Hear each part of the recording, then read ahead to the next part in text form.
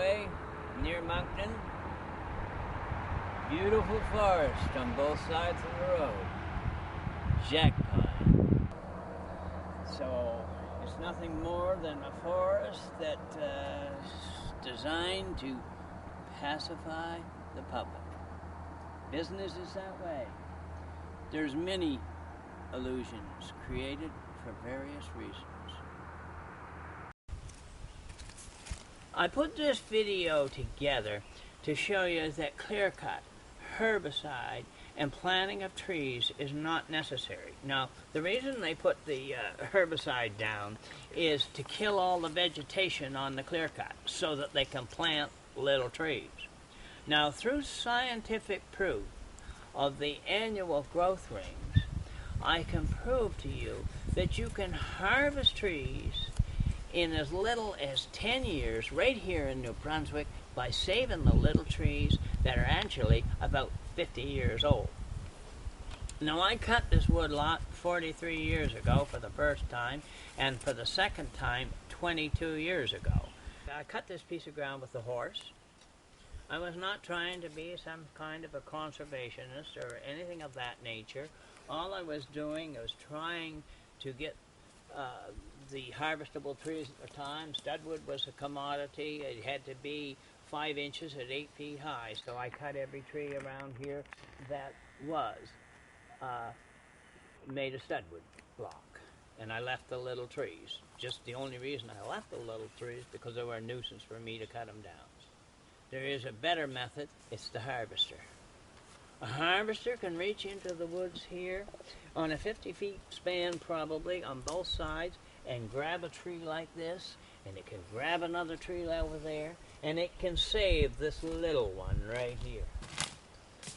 It can save this little tree right here and the rest of the little trees around. So it doesn't have to destroy trees.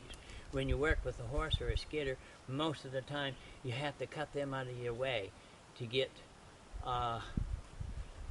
the wood. Now you're thinking that selective cutting is always sort of like a bad word. It slows down progress. Well, it doesn't.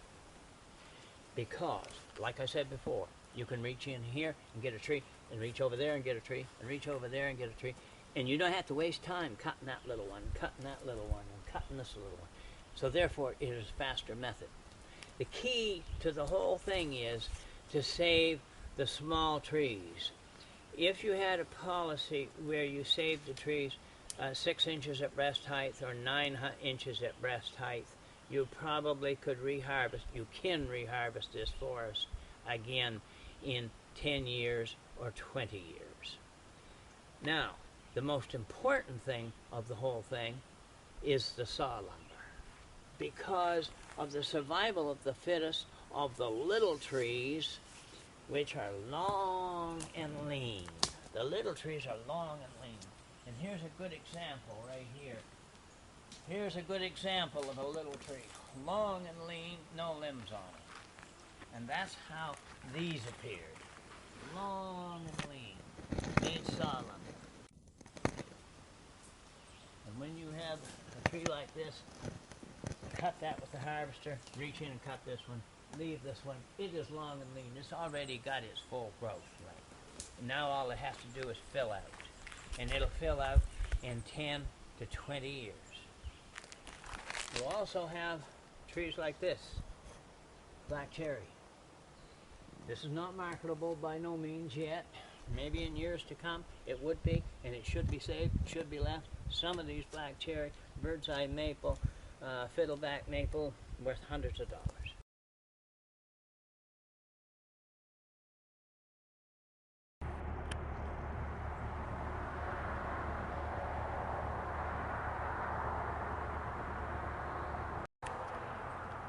Well, here I am standing by the tree. As the sign says, that the 200 millionth tree that Casey Irvin himself planted in 1986. That is 28 years ago. My calculations, August 2014. Here we are. We have a different kind of a forest. This is a forest of jack pine. Jack pine was planted here about 30 years ago. I know, I was here when it was planted. Now, jack pine is frowned on by the lumber companies simply because the knots all fall out of the boards, just like that.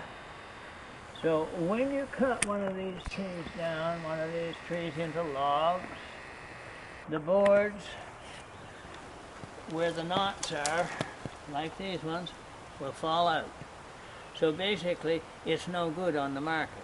And if you haul the load of logs in to a lumber company, they would reject the whole load, simply because they're of no value. About the only value they are really is for chip or biomass. Biomass is basically a furnace fuel. It's a fancy word for furnace fuel, actually. That's what biomass is. But anyway, as you look up at these trees, this planted forest of jack pine, you'll see it's all limby. It is a very, very thick canopy, and basically no good for future lumber. So you're kind of wondering, why did they plant it? It's just basically planted because it has a nice rich canopy on the roadside to fool the public, as far as I could understand, because these people are more intelligent than that they don't know what they're doing. They certainly do know what they're doing. Back at Canoes again. Now, Mark cut this off 10 years ago. And there was a lot of big popple in there, and there was some market for the popple. Now there's the stumps right here. There's one of the stumps of the popple. There's another one there. There's one here. There's one here. There's one over there. Anyway, he cut that, and it basically let the sunlight in. And when it did, the growth explosion is unreal. So, why do you have to plant trees? Well, say this tree, for example, it's not big enough to harvest yet, although you could get a studwood block out of it, I suppose, or a 2x4 out of it. But I just cut it down to show you. Now I'm going to count the annual growth ring on it. See how long ago it was cut. Mark says 10 years, so we'll see. Okay, so 1, 2, 3. Can you zoom in on this, Mark? Yeah. 4, 5, 6, 7, 8, 9, 10. Right on the money. Now, that much. How long did it take to go that far? Well, let's see. 1, 2, 3, 4, 5, 6, 7, 8, 9, 10, 11, 12, 13, 14, 15, 16. Wow, it's getting pretty bad here now. 16. Now you can't even hardly count them. 16, 17, 18, 19, 20, 21, 22, 23, 24, 25, 26, 27, 28, 29, 30, 31, 32, 33, 34, 35, 36, 37, 38. 38 years that was there. So, basically back when I first started on this little lot, that tree was a switch. It didn't do nothing, because them trees right there and them big ones over there were crowding it out, taking all the food value. He cut them, bang, look what happens. There's the super tree, the Brunswick super tree. Grew that much. 10 years, that'll be ready to harvest. I'm up here in Toll Ridge, where they cut it, I don't know, back in the 70s, something like that. They cut it with one of these giant machines. Corine, we called them. They weighed 50 tons. And we all said, oh my goodness, they're going to destroy the woods forever. And well, all these trees grew up in the middle of the tree, or the middle of the machine ran over. And when GP cut this ground back and then cut, they sort of had a conservation policy. Conservation policy was that they didn't clear cut, and they picked out the better trees because it was their own land and they were looking for the future, I guess. And I'll take you over here and I'll show you a couple of trees. I can show you the stump where they cut it. Now this ground, again, like I said, was cut back in the early 70s, about, I would say probably 73, 74, 75. I was here when they done it.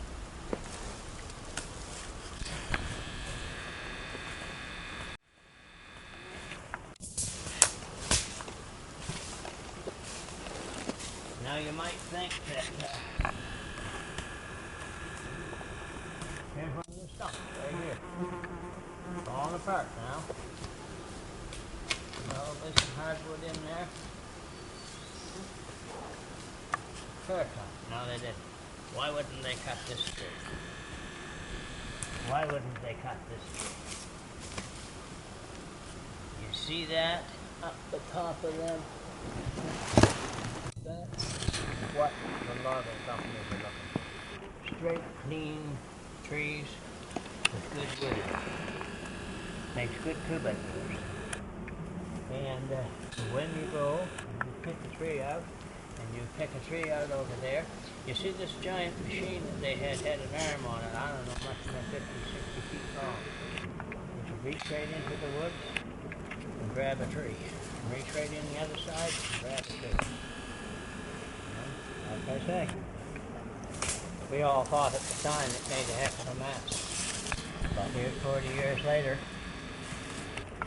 ready to harvest high quality lumber.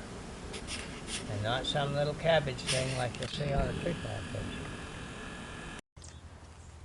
It would take a week to explain all of nature's wonders and amazements. I've worked in around the woods for 60 years. I've seen all the corruption of the governments and the corporations. The next time that you see a plantation, a light bulb should go off in your head and the pacifier come to mind.